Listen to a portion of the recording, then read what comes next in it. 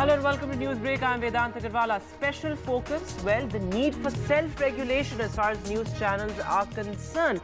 Do we need to strengthen mechanisms of self-regulation? Well, the Supreme Court today has directed the News Broadcasters Association, or the NBA, to submit suggestions to strengthen self-regulatory mechanisms of the association, and has also observed that the 1 lakh rupee fine imposed by the association on news channels violating norms is ineffective and disproportionate to the profits they make. In fact, the Chief Justice himself said that how will news channels stop, violating these norms if just a fine as meager as 1 lakh rupees is imposed? Well, the Supreme Court has also asked the NBA to consult with retired Supreme Court Judge Justice Sikri, who is the chairperson, to, in a sense, work out these self-regulatory mechanisms and strengthen them as well.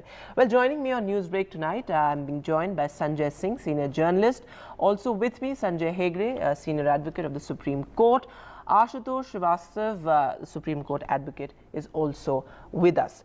Going across to you first, Sanjay Singh, how do you look at the Supreme Court's remarks? Do you think, as a senior journalist yourself, that we need to strengthen self-regulatory mechanisms, given the fact that, as the Chief Justice also pointed out, that some news channels go absolutely berserk when it comes to reporting particularly certain stories which involve some element of sensationalism?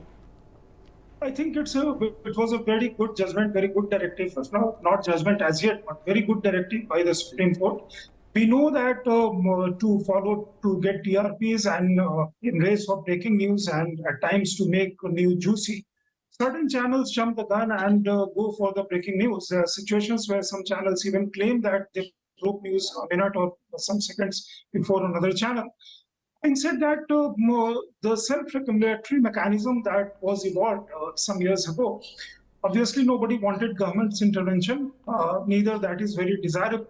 And therefore it was it was thought that a self-regulatory mechanism by the bodies concerned, channels form their own body. There was some also mechanism involved into that. Former judges were appointed as chairperson of that particular committee. But then we have also instances that more such bodies came up, like as was referred in Supreme Court proceedings also, right, that when one particular channel was fined 1 lakh rupees, that particular channel left NBA and joined other kind of self-regulatory body. So there are situations. There are also situations when you break certain news and you say that we don't verify or authenticate this particular audio or this particular video, yet you play it, and after a while you withdraw that particular news item. But right, by then the damage is done, and therefore I think there is certain kind of thought and review go into it by the channels, by the body, and also further proceedings will be awaited. That's an important point there, and Ashutosh Srivastava come in on this, because this is not the first time perhaps that the Supreme Court is pulling up news channels. Earlier also we saw the Supreme Court coming down heavily on news channels on hate speech, talking about how a certain degree of self-restraint needs to be exercised by news channels. How do you look at this directive by the Supreme Court? And the Supreme Court interestingly has also said that the punitive action also needs to be strengthened in a sense. This 1 lakh rupee fine is not enough. First of all, Article 19 of the Constitution gives freedom of press, actually. Yeah. So the idea is that the press should not be unnecessarily restricted too far.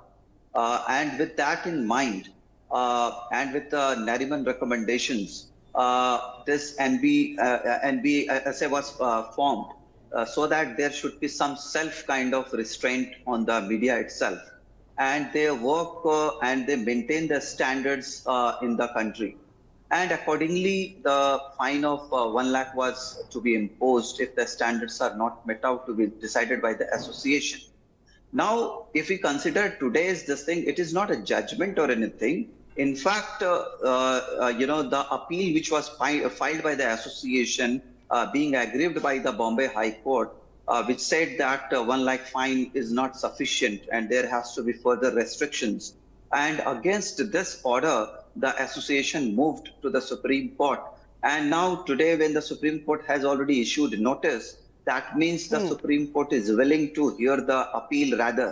So I would say, yes, there could be certain guidelines which can be issued in future, considering the affidavits which are going to be filed by the parties, and especially by the chairman, Justice Sikri, who himself is the chairman of the association. So we have to see how it that you goes also further. brought up the issue of censorship, and Sanjay Hegde come in on this point, because how do we really draw the line between self-regulation and censorship when it comes to news? It's a thin line there, isn't it? Well, I think the line is on. So you are asking Mr. Hegde. I'll go across to you, Mr. Hegde, first. Yeah. See, the point is self-regulation in this industry has not worked. Yes. This was something which was pulled out on the fresh UPA government, which had just been come in by a major news channel, which also runs a huge news magazine, and one of its prominent anchors even today. Self-regulation was supposed to work in an era when hate speech and this constant cycle of violence being celebrated was not there on your media channels. I have also dealt with similar matters in the Supreme Court. It was my submission much earlier that this 1 lakh was just a flea bite. Yes. Anybody who profits from hate must be made to disgorge that. Your viewers must also be aware of the context in which this appeal was filed. This was that entire campaign with regard to the death of Sushant Singh Rajput. A whole section of the media was determined to say that it was not a suicide, and that certain people in the Maharashtra government were involved. And unfortunately, a lady got caught in the crossfire. She spent time in prison. Right. And who is actually going to pay for it? Because as you were mentioning earlier as well, the damage is done. Right. And let me take this to Sanjay Singh. Self-respect. Yes. Can 1 lakh bring back her self-respect? That's no. right. So let me take this to Sanjay Singh. Sanjay Singh, as a journalist yourself, these editorial guidelines of the NBA already exist. But at a time when we see that there's this constant need to, in a sense, pander to baser instincts or peddle hate, or as you said, as Mr. Hegde also pointed out, profit from hate, will these directives be of any use? Because we see media trials all the time. We see hate peddling on prime time almost every day. So at such a time, do you think that any of these directives or even strengthening self-regulatory mechanisms, will any of this be useful? That is a very loaded question, and there can't be simple yes or no. But practically, self-regulation, when it comes to regulating yourself, obviously certain degree of leniency or certain degree of discretion is always there. And when that particular discretion is there, you work as per your own advantage. But there also, when you apply some kind of censorship, I think then there is a whole lot of noise emanating from various corners of society, various sections of society as to this is good, this is bad, actually bad only. But yes, there's some kind of regulation and some kind of mechanism has to evolve to say that it is not limited only to hate speech.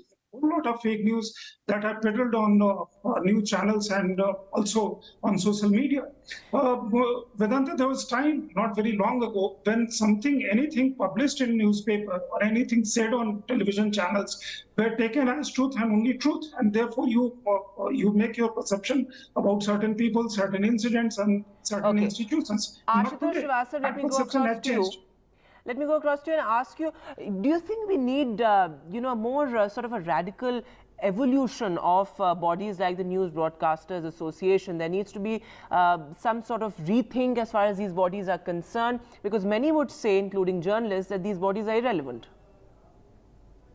See, first of all, I feel that the freedom of press is very, very important in any democratic system. If we put a lot of restrictions through authorities, or making so many rules and regulations, then the beauty of the democracy will be in question.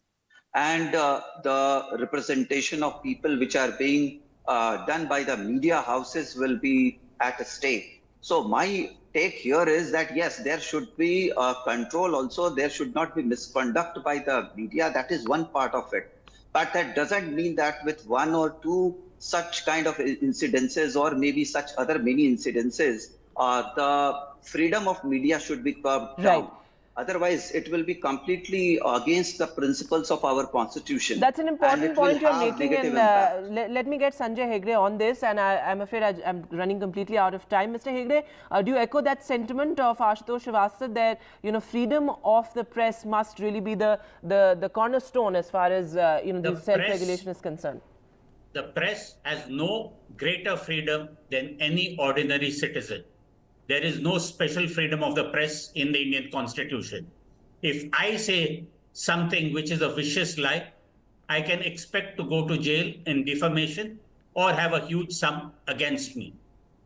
Okay. Why should journalists who indulge in a continual campaign of calumny be protected, saying that we will regulate ourselves, and if anything goes wrong, after a long time, my channel will be asked to pay 1 lakh.